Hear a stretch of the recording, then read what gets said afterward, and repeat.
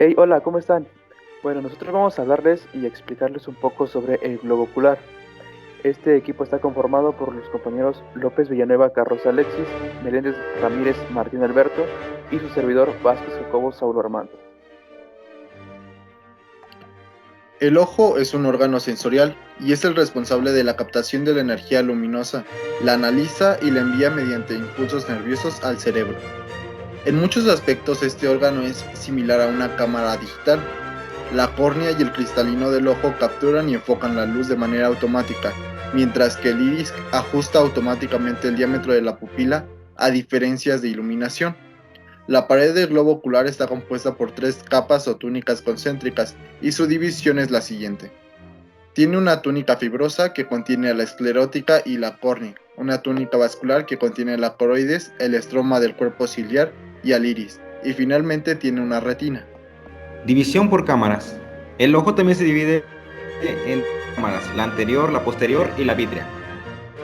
La cámara anterior. Cuando hablamos de cámara anterior nos referimos a la zona comprendida entre la córnea y el iris.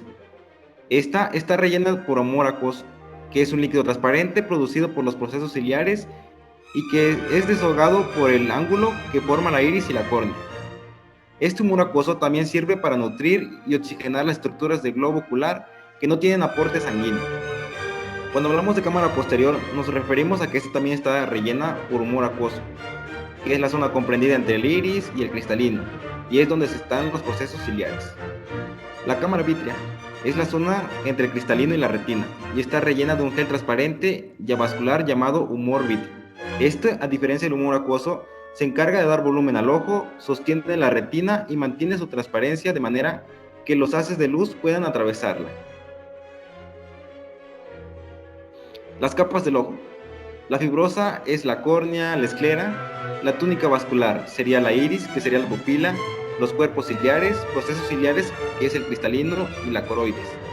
También hay una retina fotosensible, que es epitelio pigmentario de la retina. Anatomía del ojo. Como podemos ver, la anatomía del ojo es muy compleja y aquí tenemos todas sus estructuras, que venía siendo la córnea hasta nervio óptico. Bien, vamos a empezar a hablar de las túnicas. La primera túnica es la túnica fibrosa. Esta tiene como función que está formada por tejido conectivo y es muy resistente, lo que permite mantener la forma del ojo y protege su contenido. Se diferencia de ella dos porciones, que es la esclerótica y la córnea. Ahora sus estructuras de la túnica. Esta está formada, como ya lo dije, por una córnea transparente y la esclerótica blanca o de color opaco. La córnea. Sus estructuras está compuesta por epitelio corneal, membrana de Bowman, que contiene colágeno tipo 4, estromas corneales, que básicamente este viene siendo agua, endotelio corneal, que es un epitelio plano simple, y por último la membrana de Descemet. ¿Qué es el epitelio corneal? Es un epitelio plano estratificado compuesto por 5 capas. ¿A qué se refiere la membrana de Bowman? Esta también se le puede llamar membrana basal anterior, que son desmosomas y no se regenera. Aquí tenemos un corte histológico en el que se denota el epitelio corneal anterior y la membrana de Bowman. Bien, si hablamos de túnica fibrosa, también podemos hablar de la que viene siendo la limboesclerocorneal, que esta se trata de una unión entre la córnea y la esclerótica, y este a su vez presenta células madres cornolimbales. También hay una estructura llamada ángulo iricorneal, también conocida con el nombre de seno cameral o camerular. Es el ángulo que forma la córnea, la esclerótica y el iris. Este ángulo es muy importante, pues allí se encuentran las estructuras oculares que permiten la salida del 90% del humor acuoso. Este ángulo es la división entre la túnica fibrosa y la túnica media. Bien, ahora hablaremos del otro componente que es la esclerótica. Como ya lo dije, aquí está estructurado también la limboesclerocorneal, constituida por 5 capas. Su primera capa es la lámina esclerótica, que también está constituido por tejido conjuntivo laxo. La sustancia propia es otra capa, que está también constituido por un tejido conjuntivo, pero este es denso. Lámina fusca o lámina supracoroidea. Está fundamentalmente constituido por melanocitos. Bien, aquí tenemos un corte histológico de la esclera, que son las 3 divisiones o sus 3 capas. Ahora hablaremos sobre la túnica vascular, o más bien conocida como uvea. Su función es nutrir al globo ocular, controlar la presión de los líquidos del ojo y mantener la temperatura óptima para el buen funcionamiento de la retina. También es la túnica media del ojo. Su estructura está dada por un iris con una parte anterior, que es el diafragma contráctil, una pupila, que es el orificio del iris. También tiene un cuerpo ciliar, que es el límite medio, y su función es la contracción del cristalino. También tiene un proceso coroides, que es la parte posterior, que es donde se da la vasculatura del ojo y la pigmentación de la melanina. El iris es un diafragma contráctil correspondiente a la porción más anterior de la uvea y presenta un espacio central denominado pupila. Este está formado por un estroma que está hecho de tejido conjuntivo laxo sumamente vascularizado, un epitelio pigmentado anterior, que es mioepitelio con abundantes melanosomas, un epitelio pigmentado posterior, que es epitelio cúbico simple, y un músculo constrictor de la pupila, que es músculo liso y se encarga de la miosis, un músculo dilatador de la pupila con prolongaciones apicales del epitelio pigmentado anterior, con su función, que es midriasis. Aquí tenemos un corte histológico de lo que sería el iris. El cuerpo ciliar es una estructura cuneiforme situada por detrás del iris y termina en el borde anterior de la ora serrata. Está conformada por epitelio ciliar con una doble capa de células cilíndricas, un estroma ciliar, que sería el componente más abundante, con una capa muscular externa que está hecha de músculo liso, o más bien conocido como el músculo ciliar, con una organización longitudinal externa, una oblicua media y una circular interna. Otra capa muscular interna formada por abundantes vasos sanguíneos que penetran los procesos ciliares. Su función es la secreción del humor acuoso, la formación de la barrera hematoacuosa, la secreción y el anclaje de las fibras del ligamento suspensorio del cristalino. A continuación veremos la coroides, que es el componente más extenso de la túnica vascular. Se inicia con la ora serrata y termina de la emergencia del nervio óptico, también conocido como disco.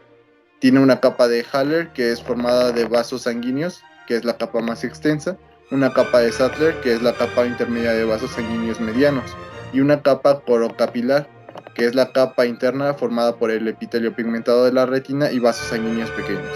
El límite de la retina y los coroides se llama membrana de Bruch.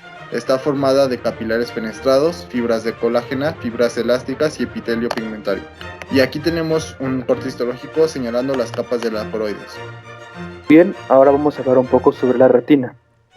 La retina tiene dos porciones, una retina nerviosa y un epitelio pigmentario de la retina. En la retina nerviosa encontramos los conos y bastones, una región no fotosensible que está por delante de la ora serrata, y una región fotosensible, que es en donde el nervio óptico se une con la retina, también denominado disco óptico o papila óptica. El epitelio pigmentario de la retina es la capa más externa y es contigua a la capa coriocapilar de la coroides a través de la membrana de Bruch. La retina tiene 10 capas que las vamos a enumerar desde la más externa a la más interna. La más externa sería el epitelio pigmentario de la retina, y la más interna sería la membrana interna limitante. Aquí podemos ver las 10 capas ejemplificadas en un corte histológico. Como podemos ver, aquí también se alcanza a ver lo que sería la coroides,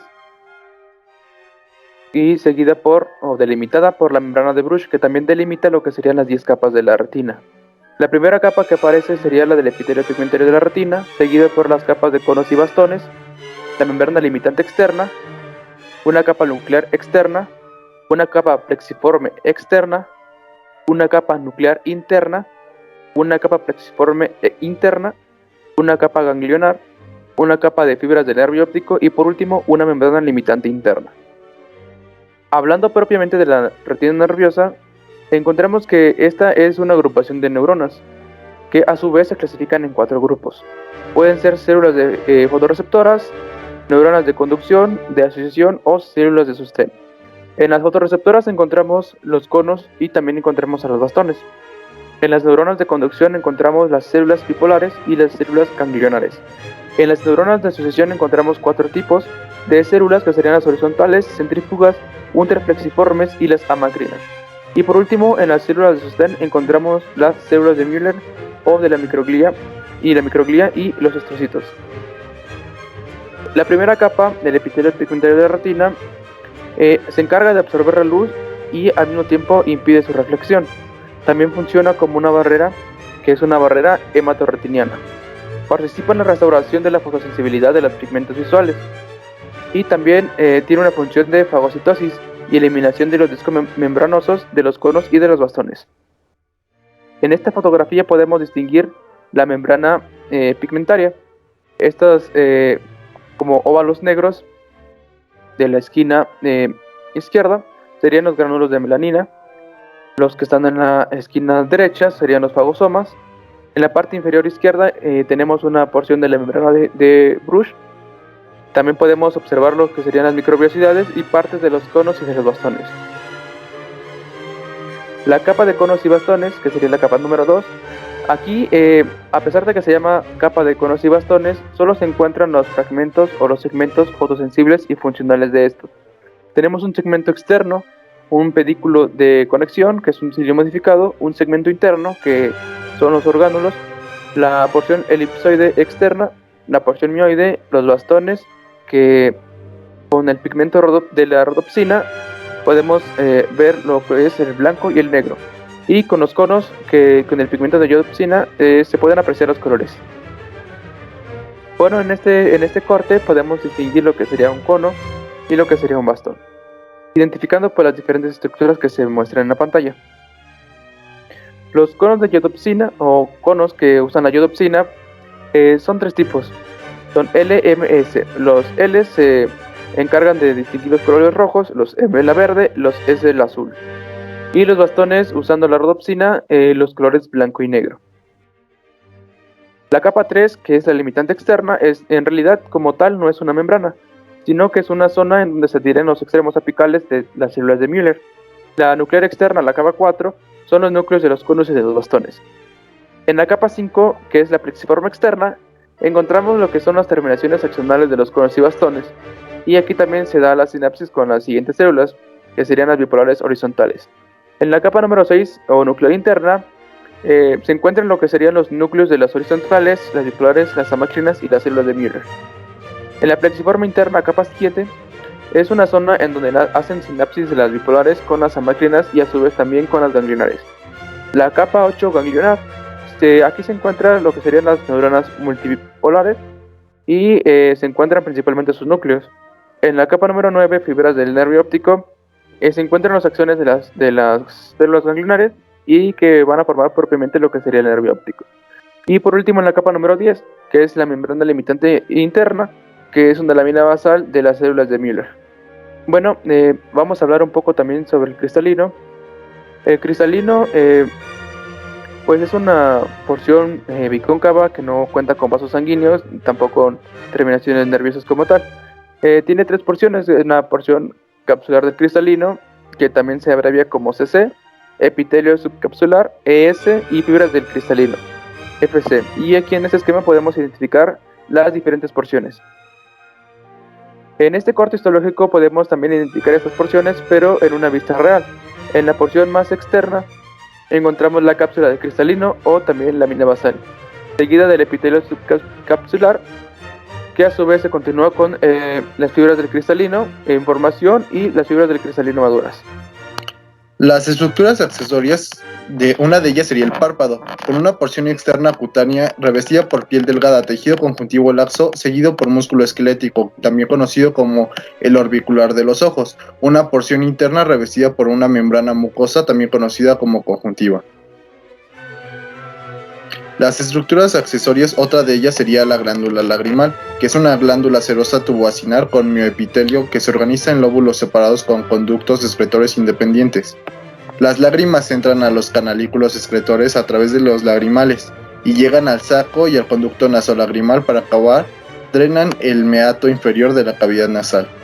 También están inervadas por las fibras parasimpáticas del ganglio pterigopalatino y las fibras simpáticas del ganglio cervical superior. En esta imagen podemos encontrar un corte de estas glándulas. En conclusión, el globo ocular o el ojo es un órgano de los sentidos que tiene gran importancia en la vida de las personas, así como en la calidad de vida que tendrán. El estudio histológico del globo ocular nos permite conocer a profundidad los componentes celulares del mismo y con ese conocimiento se logrará un mejor diagnóstico de las patologías de este órgano. Como estudiantes de medicina, el estudio de la histología forma el carácter y conocimiento más básico sobre el cuerpo humano, lo que nos da la oportunidad de saber el funcionamiento normal y anormal. Con este conocimiento adquirido lograremos ser mejores profesionales. Gracias. Bueno, esas son algunas de nuestras referencias en donde sacamos la información. Y bueno, eso sería por nuestra parte realmente todo. Si tienen alguna duda, algún comentario, pueden dejarlo en la parte de comentarios en la parte de abajo. Y bueno, con gusto lo estaríamos respondiendo. Muchas gracias.